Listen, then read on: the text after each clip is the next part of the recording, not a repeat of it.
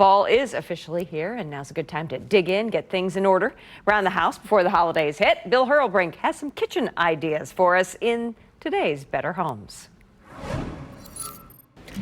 You don't have to spend a lot of time or money to get your pantry organized. You just need a plan to get you started. First, remove all items to assess what you have. Now look at all the dates and throw out the expired food. Then make room for reorganizing by clearing out the rest of your items. After that, wipe down shelves to start fresh and sort your goods by type of food, whether it's chips or cookies or other household items.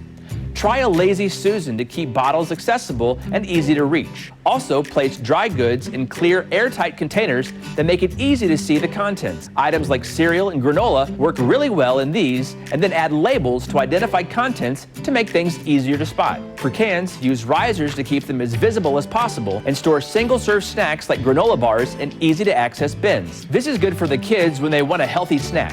And now you're set for a perfectly organized pantry. For Better Homes, I'm Bill Hurlbrink, KCTV 5 News. We need Bill at our house. For more stories like this, go to KCTV5.com. Click on the Better Homes tab right along the top.